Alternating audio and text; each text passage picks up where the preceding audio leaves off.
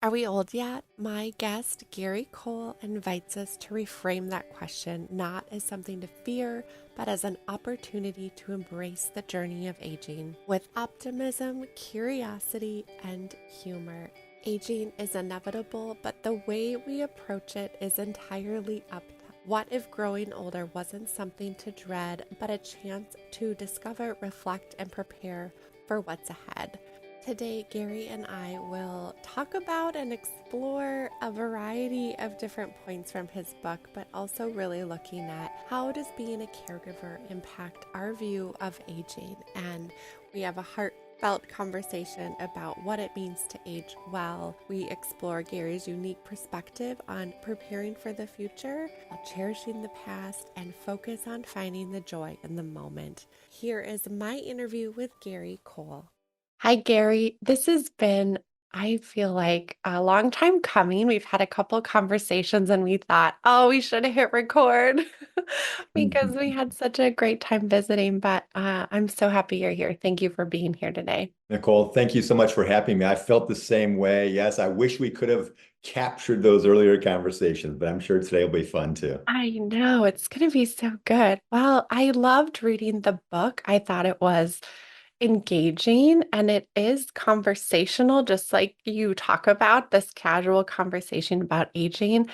There was an optimism to it. I felt like we were having a conversation.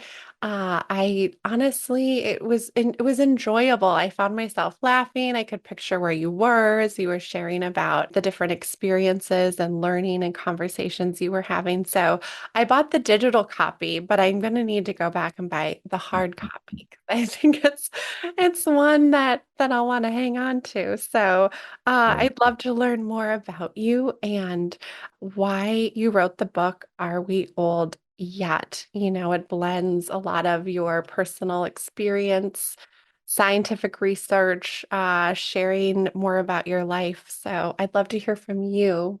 What inspired all of that? Thank you, Nicole. I'm so glad you read the book. I'm glad you enjoyed it. And you will see here today, yes, it is written in a casual conversation, much like I speak.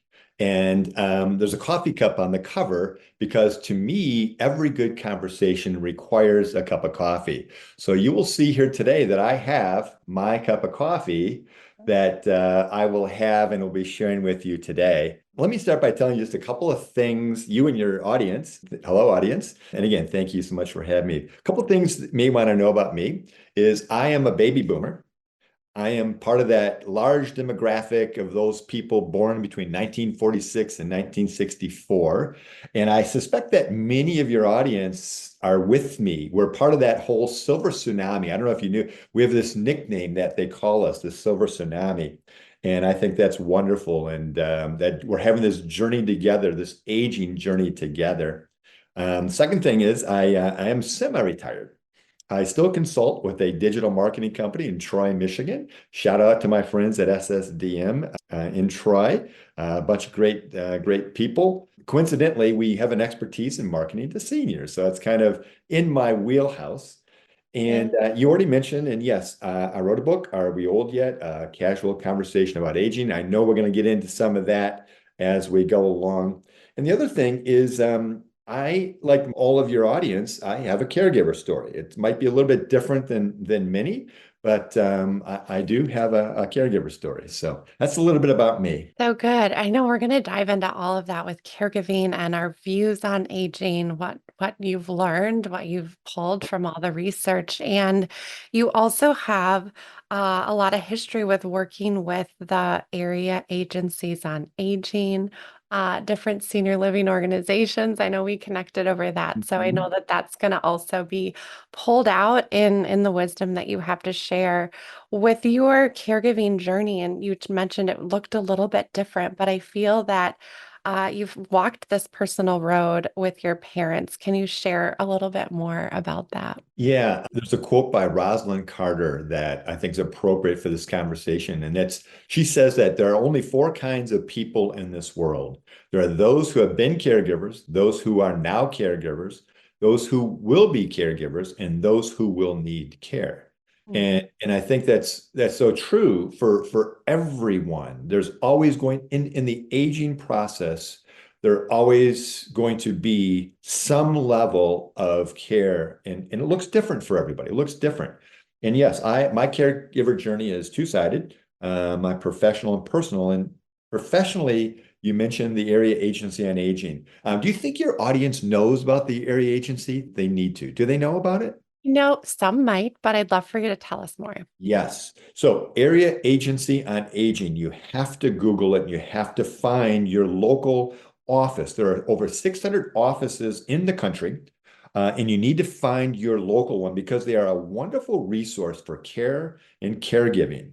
They provide training and information, they provide financial assistance, they provide transportation, respite care, nutritional services. Many of us have heard of Meals on Wheels that is all administered through the area agency and also legal services. So yes, highly recommend it. And I spent some time in my career with them. Can't say enough about that agency for your audience and for us and anyone who has questions about care. Oh, the biggest thing I should mention, they've got a bank of educated people. You can just call the 800 number and ask them questions, get ideas and thoughts. What should I do? How do I do this? And I have to tell you, a wonderful resource, and shout out to all my friends at the area agency. Now, on a personal level, my caregiver journey with my parents, and I'll make reference to my parents, and I know that there are people listening who are providing care for parents, friends, family, and loved ones, and maybe professional caregivers. And I know a lot of them because, again, through the area agency, we were dealing and working with professional caregivers. And that's a whole different role. And I give every caregiver props because it's a huge task. And we'll talk about that, I'm sure. But so my role, my mom passed at the age of 80 from Parkinson's and dementia. And the last 3 years of her life were in a nursing home. And so as a different kind of care, my dad was the primary caregiver. Yes, she was in a nursing home, but my dad was there 7 days a week, 12 hours a day. And he, without a doubt, I would have to label him as a caregiver because of the love and support and the things that he did. He was the one that was giving her the cup of water and putting the straw in her mouth. He was the one that was calling for people when they need. I mean, he was a Yeah. caregiver. Yeah, I firmly believe that families that have loved ones in communities are caregivers and they identify in that way. So I Mhm. love that you acknowledge that. Thank you. Yeah, and they should. And then, so my mom passed away at 80, and my dad lived another 13 years until the age of 95. Now, oh man, when people ask, have you ever known a perfect relationship? And the one that comes to mind right away is my mom and dad. After my mom passed away, my dad actually had moved into a senior living community across the parking lot from my mom's nursing home Wow. because I was watching what was going on with his life and driving not far, but far enough that it wasn't working out. He actually ended up in the hospital because, again, caregivers know that giving care is difficult. And it was difficult for him. And he actually ended up in the hospital. And when he came out, I said, Dad, why don't we just move you across the parking lot? And so we did. And he was in independent living. And every day then, instead of driving, he would walk across the parking lot to see my mom. So after my mom passed away, my dad stayed there and they did a great job. But I sort of became, I'm one of three kids, and my sister and brother from across the country could help, but not as much as I could since I was living about an hour away. So I was the one that then helped with transportation with his doctors, went to the grocery store for him and basically visited with him as often as I could. At the same time, I was raising my kids. And again, caregivers, I know what that feels like. I know what that looks like, that sandwich generation, that sandwich time of your life. I lived it. One day, I walked into my dad's house with groceries, and I noticed quickly that he hadn't eaten his cookies. Mm, The food in the refrigerator was starting to spoil, and my dad had been losing weight. mm, So I knew that even in independent living where there's food available and people there and so on. So it wasn't the right solution for him any longer. Mhm. And so, as families sometimes do, my sister stepped up. And so we actually moved my dad to Wisconsin and lived with my sister for a year. And my dad had started to age. He was 92 when we moved him. Oh my gosh, I'm being wordy, but I have to tell you a cute, funny, but it doesn't sound like funny story. When we moved my dad to Wisconsin, a level of dementia had set in. Mm. And he had traveled with all the pictures of the family. And there's one family picture of us, all the three kids and my mom, he'd always keep next to him. And Mhm. so some friends of my sister's came to visit, and he was introducing his family. Mm. So he pointed at my brother and says, "This is my son, Don. He's in California. This is my son, Gary. He's my favorite son." I make that part up. And Ah. then, and then he pointed to my sister's picture and he said, "This is my daughter, Patty. She passed away." Now, Mm. my sister was sitting right next to him holding his hand. Wow. And when my sister told me that, I didn't know whether to laugh or cry, but Mm. she was laughing when she told me. And then Mhm. since she was, I had to ask, I said, "Did he happen to mention how you left the world?" And Mhm. she said, "No," and she laughed again. And so we're going to talk more about my sister, I think. But Yeah. so yes. So my dad ended up staying there for a year and then ended up in a nursing home for the last two. So Mhm. long story short, thank you for letting me tell this because I Yeah. think it introduces something that's important for us as we age and caregivers. I watched my parents age. I watched how difficult it was for my mom. My dad, I'm going to suggest, aged well. Yeah. He aged to 93, and his last 2 years were difficult. And it sort Mhm. of introduces a concept of what, I write about in the book called health span. Yeah. Health span is that period of life that we stay and remain in good health, free from chronic disease, where we feel good, we can live life, and we're able to care for ourselves. That whole, we talk about ADLs and, activities of daily living. We can do them ourselves. We enjoy happy life. And so that health span attitude and discussion I write about in my book and how we achieve it and why it's so important, as you can imagine. And I relate that to basically aging well. So that's my long story about It caregiving, if you know what I does. mean. It does. It really shapes our view, I believe, and what I've noticed and in conversation or with myself, right? My grandma moved into our home, caring for her and, witnessing my parents that as caregivers, we're tied to our caregiving, but it also shapes then our view of ourself as we age. And so I think it really is closely related to that. And, you have a chapter that talks about like, who am I now? Right. And Yes. the shift in our identity. And I think our caregiving really does play a Oh role my in God. that. So it really So does. much so. I tell a story in the book toward the end about our parent-child relationship Hmm. and how for so many years we looked to our parents to take care of us. And again, I was lucky. I was fortunate. My parents did a wonderful job parenting. And so for so many years that happens, and then something happens. Our identities are literally reversed.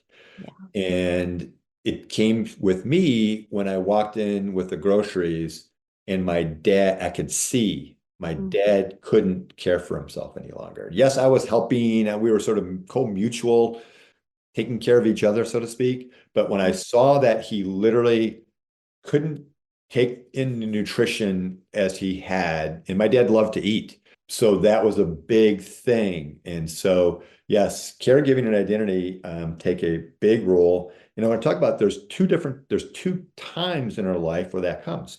It starts in the beginning when we become that, when that happened to me, my identity changed because I did have to take on a caregiver role. I changed. I had to say, yeah, I'm grocery shop, but now it's different.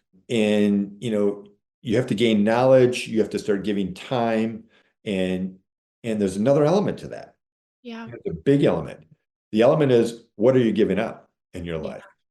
Yeah. And again, I had two kids at home at that time. They were in high school and all their activities and things like that. And I was able to manage it, I think, fairly well. But the caregivers listening out there can probably relate. You give up a lot when you become a caregiver, and again, to the degree. Yeah. So that is one time in your life where your identity definitely changes. Your identity is basically caregiving. Then Right. there's a second time that we don't talk about it as maybe, and that's at the end Mm-hmm. when the caregiving stops. Mm-hmm. And there's reasons for that. And most often the reasons are sad, and so we go through that. But then it's like, okay, now what? Conversation in my book called 65-Year-Old Orphan. And when my dad passed away, he was in Wisconsin. And so it was an 8-hour drive there, and we spent time together, an 8-hour drive back. And on my drive back, I sort of came to the realization that at the age of 65, I'm now an orphan. Both of my parents are gone.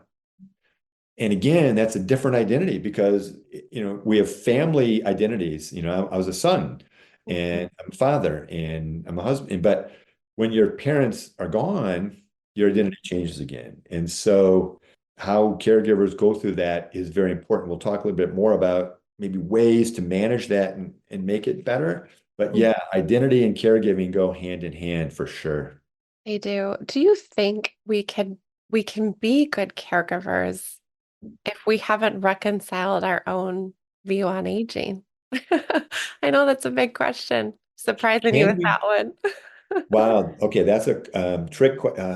Can we be good caregivers if we haven't reconciled our own aging journey? Mm, Uh, I think, let me answer it this way. yeah. I think we can be a better caregiver if we understand where we are in our own aging journey and if we manage it. And I want to talk about how we can manage it because we do. If caregivers don't take care of themselves, Mhm. when my dad got sick and went in the hospital, he couldn't go visit my mom. Yeah. He got sick. He did too much. He didn't take care of himself. Yeah. And so for caregivers, oftentimes baby boomers absolutely need to understand our own aging journey. And with that, can be a better caregiver. With a Yeah. great question that I had. Yeah, So question. good. That's so good. Well, we've talked about the book, we've mentioned it, we've talked about your story. But I want to discover more about the book and why you wrote it. And we're going to then dive into some of the components of that because I'm just excited for people to A, read it, but to learn from it. And I think your perspective is the perspective that a lot of us are in, right? We're not Right. physicians, we're not experts, but we're people that want to understand and learn and then know how do we do this well and how do we have that perspective shift. So, Great. yeah, I probably should share with the audience, if you don't mind. let's do The it. name of the book is Are We Old Yet? A Casual Conversation about Aging. And I do think it's important to share with the group why I wrote the book. And there's really two life experiences that drove that. The one I've already mentioned, Mhm. watching my parents age and seeing how it can be done and how it can be done better. And then as I reached a certain age, I knew what I wanted to be able to do. And then I'm going to tell you about another experience about in my life, and it was at my 45-year high school class reunion. And I'll do the math to tell you how old I was because it's important to the story. I was 63 years old. So this is 8 years, but 6 years ago, by the way. So at that class reunion, there's a group of us that went to the Friday night homecoming football game. I love Friday night football, and back then, and this night was great as well until Mhm. um, at the end of the game, we were losing badly. At the end of the game, some of the students walked by, and one of them looked up at my group, pointed, and shouted out, "Look at all those old people. Look at all those old people." Well, my first reaction was to look around to see who they could be talking about, because certainly it wasn't me and my group. But Right. I, I did quickly realize that, in fact, it was me and my group.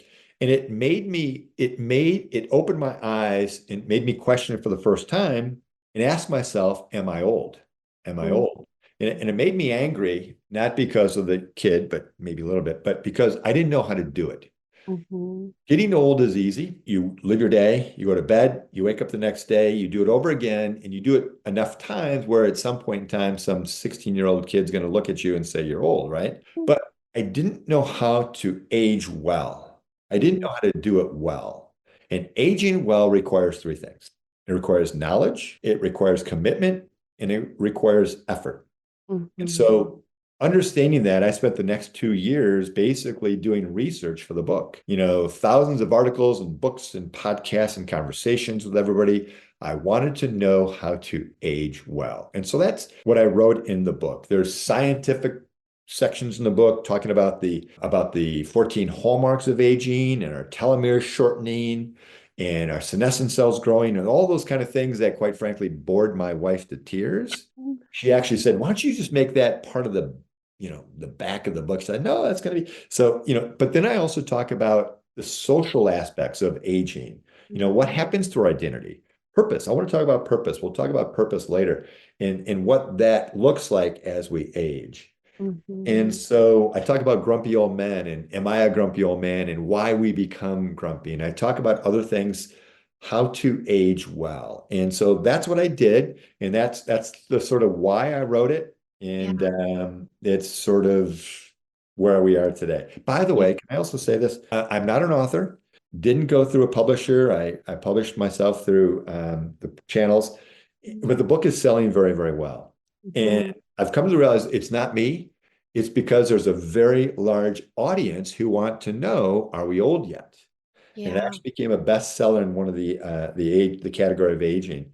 And so yeah, a lot of people want to know, are we old yet? And what does that look like? What does that mean? And bringing it all the way back to caregiving, Mhm. we as caregivers need to manage our own aging journey. And it's a very, very important part what caregiving is. Yeah. So Well, I'd beg to differ. You are an author. And I I am. can see why it's doing so well. And I loved the conversation in the beginning where you really dive into like, well, what is old and how do we how do we know that, and just going through the different ages and all of that. And yeah, it was fun to be able to read through and discover that. You also talk about how, looking at all the components of that, you did decide to give up your precious chocolate milkshake every night. Oh, the choices we have to make, right? Yeah, I said aging takes commitment, right? Aging well takes commitment, and I really am committed to it. Yeah. Um, Yeah. when I do speaking engagements, I ask them to ask me how old I am, Hmm. and because I have a new way of saying my age, Hmm. and so when they ask me how old I say my answer is I'm 31 years away from celebrating my 100th birthday. Ah, love that. Um, because I do. And again, if I can just project that optimism out, Yeah. with that kind of optimism, it's easier to live on a day-to-day basis. And again, it's better for that caregiving process as well. If I can keep tying it back to the caregiving, because I think Yeah, that I love that's that you do important. that. Thank you. Yeah. When you talk about how your wife was like, the science, the biology, all of that, but that is a focus. And you share how understanding the science behind aging can help us approach it with more optimism and acceptance. So I'd love, tell us more about that. That's another great question. And it's interesting that for many, many years, we as a society didn't know a lot about aging. We Mhm. just accepted it because it's inevitable, right? And so as a result, we didn't do much about it. Aging and death is just something that happens. About 30 years ago, that changed. And I think it's because of a lot of rich people said, "Hey, I'm getting older and I want to find out." And there's a lot of investment in it. And so there's been a lot of research in the last 30 years, and specifically between 2010 to 2013, they've come up with this hallmarks of aging. Originally, it was nine, and now it's up to 12 to 14, depending on how they get put together and so on and so forth. So understanding these hallmarks of aging Now the scientists and medical communities are coming up with ways to age better, Yeah. ways to age better. And it's interesting as a baseline, as the most important thing to age better. It's the same thing that I used to tell my kids when they were young. If you want to grow up to be big and strong, you Mhm. need to sleep well, you need to eat well, and you need to exercise. Mhm. And that literally that advice that I gave my kids, and we know all of our life, that's the advice we hear. And it's nothing simple. It is simple, nothing dramatic about it. Mhm. That is the building blocks from which we can start to age well. Now, there's a lot of other things in the mix that they've come up with, and even some drugs that are being looked at. I'll mention two just because I'm on that journey.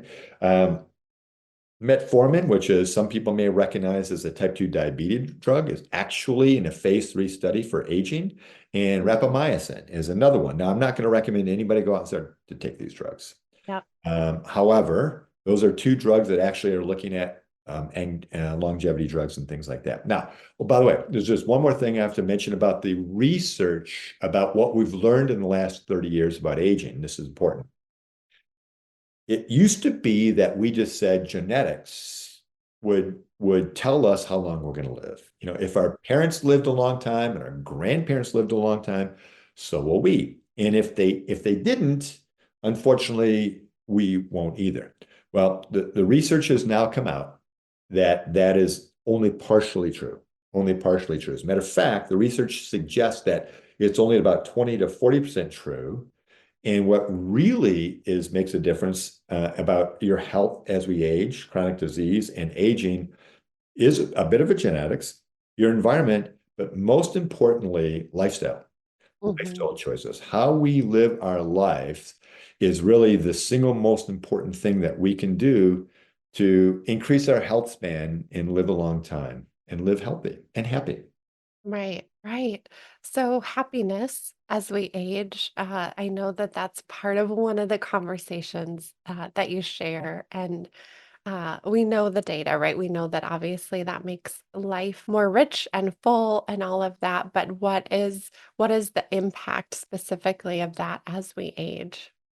Happiness as I talk and write is one of my favorite topics because, Mhm. again, to me, aging well has three components. To age well, I think we want to be healthy, Mhm. we want to be happy, and we want to live a long time.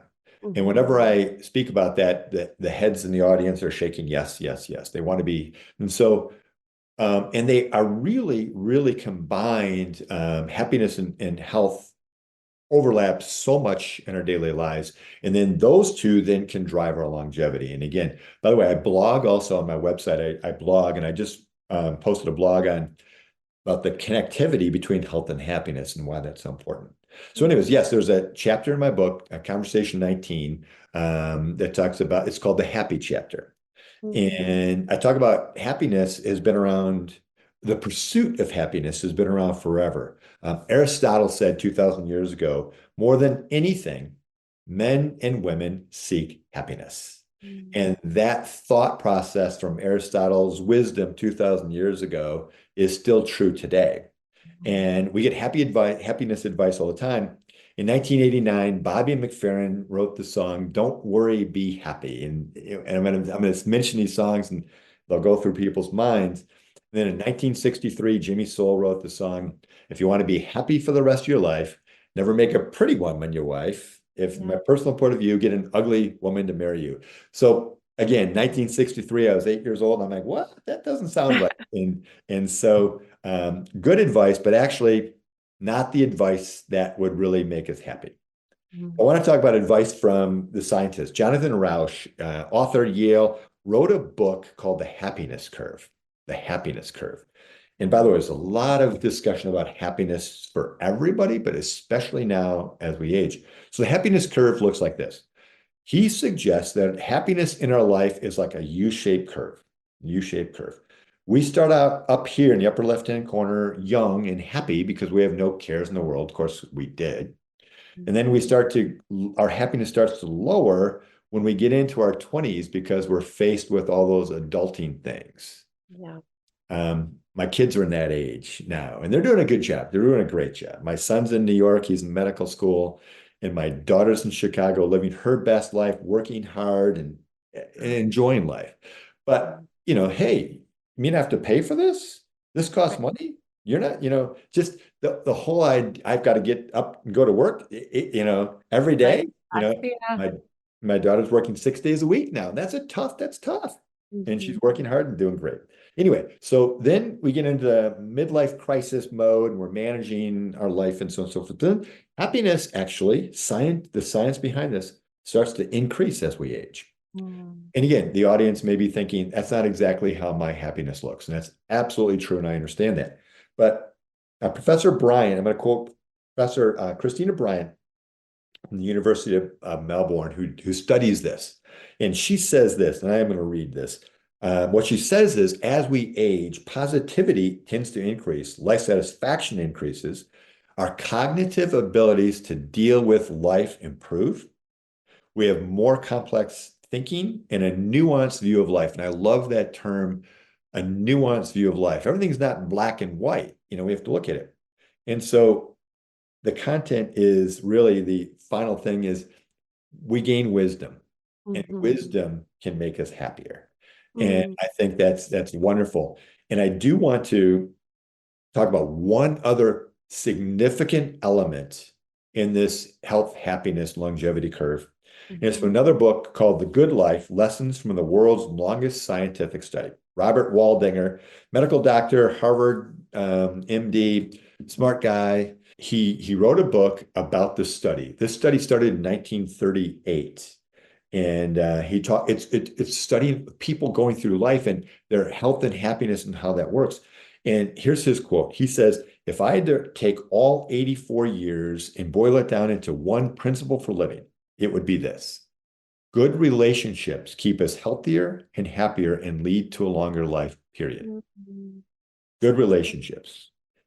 And again, in the context of caregiving, I would Mhm. say, one of the strongest relationships I would suggest is that caregiving relationship. And as Mhm. difficult as it can be, it is still a relationship. And by the way, he goes on to talk about all relationships. And so, the other element in caregiving is it's hard sometimes to maintain other relationships in Mhm. your own family or friends. And I would suggest, based on that book, the best you can. It is important to maintain relationships in the caregiving experience. Yeah. Oh, that's such great advice. And it's so true. We see how those relationships can be strained in a lot of different ways. So the focus on that. Yeah.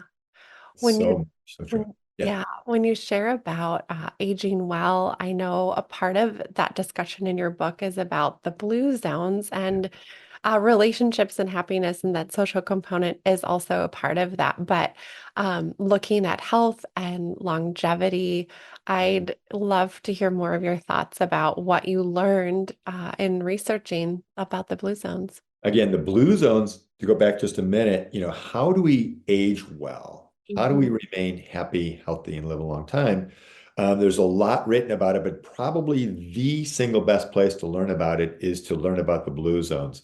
And the blue zones, for those who don't know, are the 5 places in the world where people live to be an older age, and they have the most centenarians in the world. And it's Mhm. important to remind people that these people just don't live long. They live healthy and they live happy lives. Well, a number of years back, a gentleman by the name of Dan Buettner went, sponsored by the National Geographic, did a study. And he wanted to find out, why do these people live longer than everywhere else in the world? And he came up with 9 lifestyle. That's the thing, 9 lifestyle things and he called them the power of nine. And these power of nine, he said, is why these people live a long time. And I'll Mm. quickly go through them. If anybody wants to learn more about this, there's books. Just Google Blue Zones. There's books. There's actually a Netflix series on it. But here's the power of nine. Number one, move naturally. Here we call it exercise, but they just call it part of their life. They move naturally. They walk everywhere, they garden, and they play with their grandchildren. Number two, and this one's big, and we may want to talk more about this one. Have a purpose in life. In Okinawa, they call it ikigai, which means a reason to rise in the morning. Ikigai. Mhm. And that's very important. And certainly caregivers have a significant purpose in life. And there should be some other purposes, but being a caregiver is a significant purpose. Number three, downshift, deal with stress. Number four, 80% rule. I don't like this one. It's an eating thing. Don't eat till you're full, eat till you're 80% full. Number five is nutrition. Yes, they favor a Mediterranean diet. And I'm trying to do that now. I've really kind of switched everything. I still eat chicken and some meat. So I'm not a diehard, but what you put in your body is very important. Mhm. Number six, red wine after five. They drink limited, but they do drink red wine, specifically a one from a Kanawha grape. It's the most healthiest wine in the world. My wife is half Italian and she drinks that. She believes this Yeah. wholeheartedly. Number seven, belong. Spirituality. They're not pushing any one religion, but what he found was most of these people have some level of spirituality. Mhm. Look for a higher being to help out, and it can really, really help. My sister is, I'll tell you, is the happiest person in the world, and she shouldn't be. Physically, in different things, she has situations. Her husband passed away from cancer. She was a caregiver for a while. She was a caregiver for but she is and she'll tell you. I ask her, "What makes you happy?" And she says, God. It's the whole Mhm. religion. And so and I knew that was coming. I knew exactly why. But so spirituality. Number eight, loved ones first. They're very multi-generational, very family given. There's a quote from Okinawa that this one centenarian says, playing with my great grandchildren is like jumping into heaven. Mm. And number nine, having the right tribe. The longest living people in the world are very social beings, and they have daily coffee with their friends. They see people at the different events, and so it's really, really well. By the way, where are these five areas? Icaria, Greece, Loma Linda, USA, Nicoya Peninsula, Costa Rica, Okinawa, Japan, and Sardinia, Italy. So that's Mm. where the five blue zones are, and that's sort of the really rapid fire story of the blue zones and how we can live a happy, healthy, and long life. And again, the better we can live in our life, Mhm.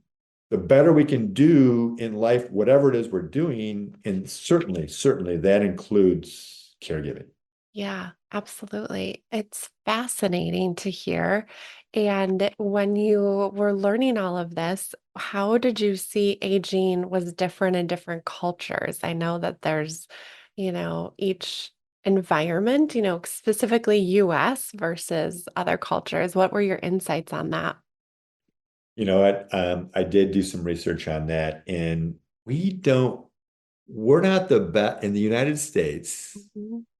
I love being, I'm glad Yeah. I live here, but our culture doesn't handle aging as well as they do in the Eastern cultures. Mhm. Eastern cultures have roots in Buddhism and Confucianism, and if Mhm. I'm saying that correctly, and what they think about and what they do is they actually really have high esteem for people who are aging.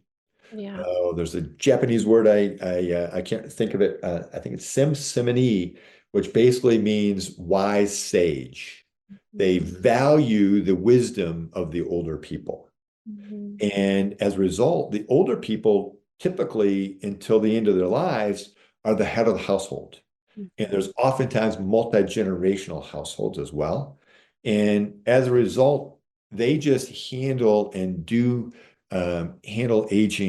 much, much better. In China recently, they actually, in a few other countries as well, they put together laws that make it illegal to not take care of your older family members. And I'm not sure how they track that or anything else, but better yet, in Singapore, they recently instituted some laws that gave tax breaks and I think this is something we should do. This would be great. Gave tax breaks if your parents live with you Hmm. or if they live close to you. When you think about it, in the United States, we get tax breaks for children. Right. Hey, that's a cost. And why not when your aging parents come and live with you? I think that would be a wonderful thing. So yeah, from a Yeah. societal standpoint, I think we are doing better than we were. Mhm. Ageism is a whole other thing we could Right. talk about, but probably won't. So we are as a society here in the West doing better. But if we really want to learn how to take care of our older adults, you really look to the Eastern cultures and sort of see how they're doing it. And I think there's a lot to learn from it. So, Absolutely. This has been so good. What advice do you have for people struggling with the idea of aging? It brings changes to our identity and place in the world. aging is a difficult task. I joke about the name of my book and say OLD. Some people think is like a four-letter word because they don't want to say it out loud and they don't want to be called that. But it's okay if we add an ER and then we're older, and older is okay. But even with that, I know people are going to struggle, and everybody's situation is different. So it's hard for me to maybe give a general advice, but let me try. Yeah. We're not alone. There's silver tsunamis around us, and there's a lot of us together who are going through this journey. But if I can remind people that, maintain relationships is so important. Find that purpose in your life, whether you're still in the caregiving journey, have another purpose, and we can have another purpose. Look for moments to embrace of just having fun and celebrating that. I mentioned spirituality, and not to drive that down anybody's throat, but I do think that spirituality can be a real big help in this time of our journey.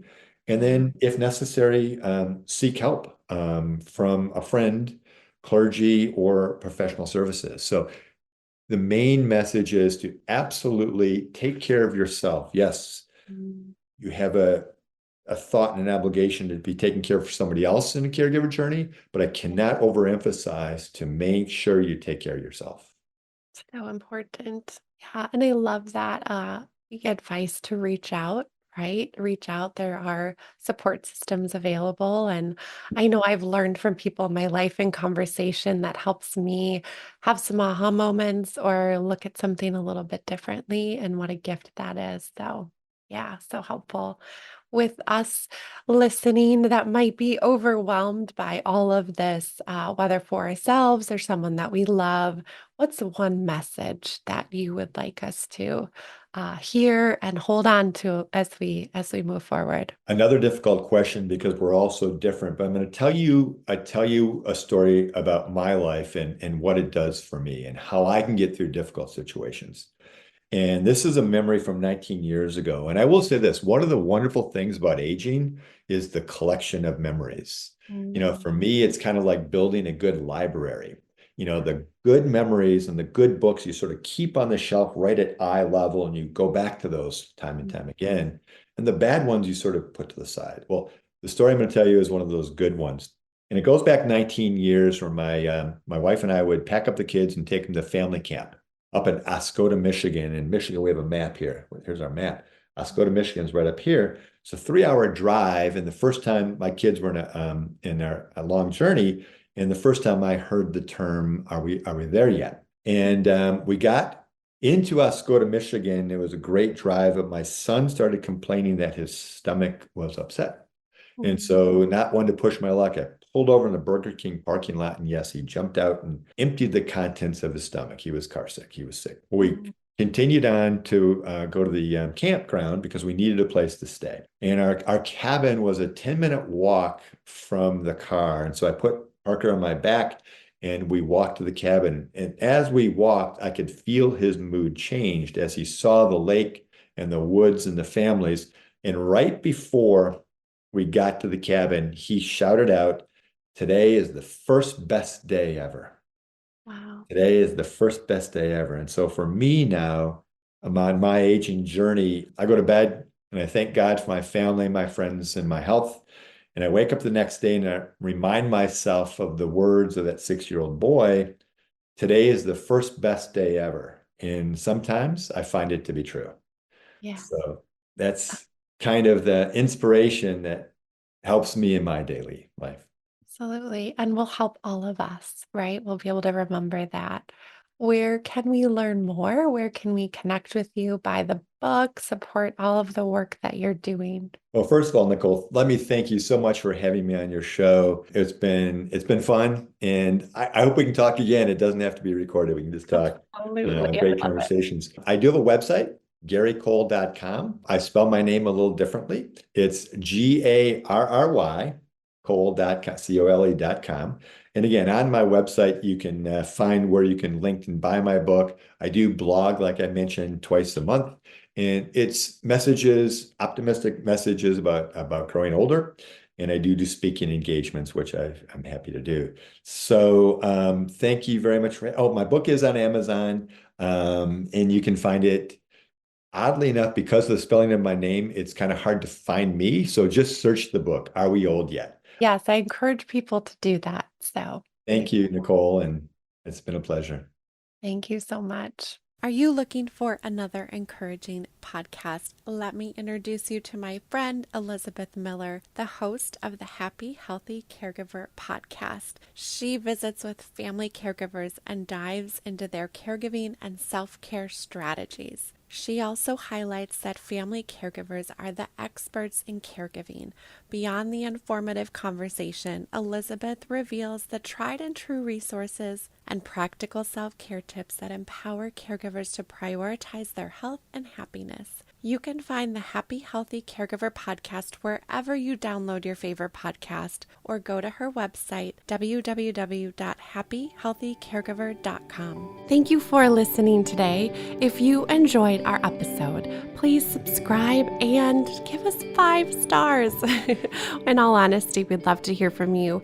Thank you so much for listening to our episode.